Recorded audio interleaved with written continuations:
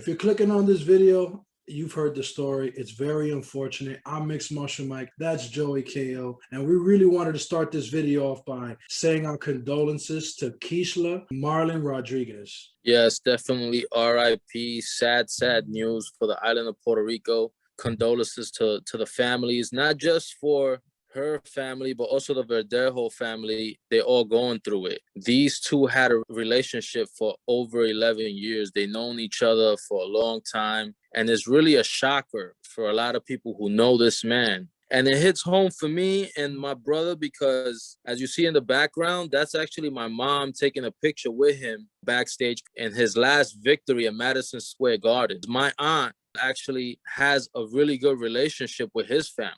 They saw this guy grow up. She even told me about him coming up from the amateurs and said that he was like a son to her. It's definitely someone who I was looking up to. I knew about him even before he turned pro. I'm going to be doing a documentary about the culture of Puerto Rico boxing. And he was definitely going to be a part of it. I already had it set up where I was going to do an interview with him. I'm still going to do the documentary, but he's probably going to be in jail or getting the death penalty. Who knows what's going to happen? Things are going to unveil itself as time goes on.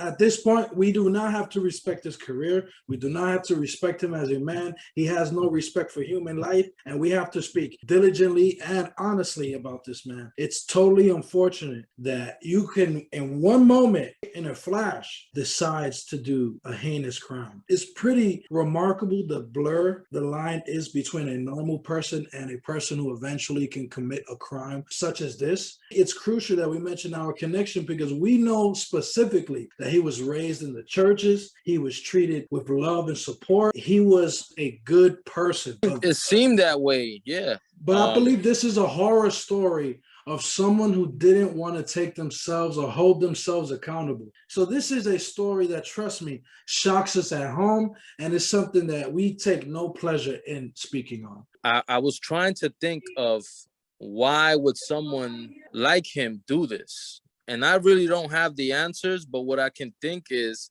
he was a kid who was raised the right way, but Puerto Rico is very different. The laws are very different than here in America. People don't necessarily value life the same or respect police or law enforcement the same. People do get away with murder in Puerto Rico, and I think he thought that he might be able to get away with this. I couldn't even tell you why he would want to kill someone that he known for so long. He lost his last fight, and people still had high hopes because he did very well, even though he ended up losing that fight. Outside of that, it looked like he was a happy-going person. He was married, but people in the inside knew that he had a triangle relationship. His wife was aware that he was having an affair. It's really shocking because his wife knew that he had a relationship, and now it all unveiled itself, and it's going to actually, more information will come out because his wife is actually cooperating with police. This guy's a monster. You killed your future child. What you're learning is that there's not a huge line between a normal person and a person who cracks. He just went about it the worst possible way. There's a bunch of ways he could have resolved this. But you would imagine that as a boxer, he had a certain level of mental restraint, of physical restraint, because, you know, he had hundreds of hours in the gym getting punched in the face, having to learn discipline. He learned discipline in itself. So the fact that he was able to just go through with this pretty much confirms this was a premeditated, pre-thought out plan. I can't believe he did this. There's so many different types of criminals, so many different types of bad guys, quote unquote, so many different types of people who crack randomly. This is domestic violence, torture, murder, brutality. What he did to this woman is straight out of a movie. I thought he was the nicest guy. Every information that I got back from my aunt and from my cousins was that this guy would definitely sit with me, do an interview. He's very humble. This guy's a fucking monster, and we can't believe that anybody would be that cruel to a woman who loved you. Even if you don't love her back, she loved you, and she was bearing your child. She was having your fucking baby. The foundation of their relationship was off deceit, lies, and sneakery. It was starting off a horrible footing. There was no transparency. And if there was transparency, it just blew up in all their faces.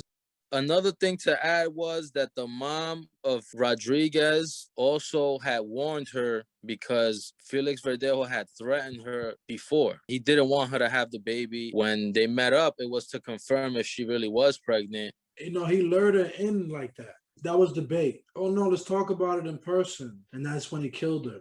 He put her in the most vulnerable position. This really humbles me as a person. Makes me understand that as an individual, I can go crack at any given moment if I'm not in control of my own emotions. And I'm not in control of my own decisions. Although it appeared he was in control of his own decisions, he obviously was not in the right mental state to handle the infidelity that he was in. He couldn't handle the pregnancy. Apparently, when things got tough, he could have handled it and decided, I'm going to erase my mistakes, not learn from them. I'm going to erase them. And since he decided to do that, now he's going to spend the rest of his life in prison. And that might not even be the worst possibility. He might get the death penalty, and nobody can really argue with that. It's going to go down in history as one of the biggest tragedies in boxing. If he does get the death penalty, he deserves it. Man, condolences to both sides of the family. Everybody's going through it. They didn't just lose their daughter, their sister. I mean, they lost him too. His family is going through it too, because he essentially lost his life. Felix Verdejo's daughter, if the mother goes to jail, that little baby lost both her parents. They're both going to be behind bars because of something that could have been handled completely different.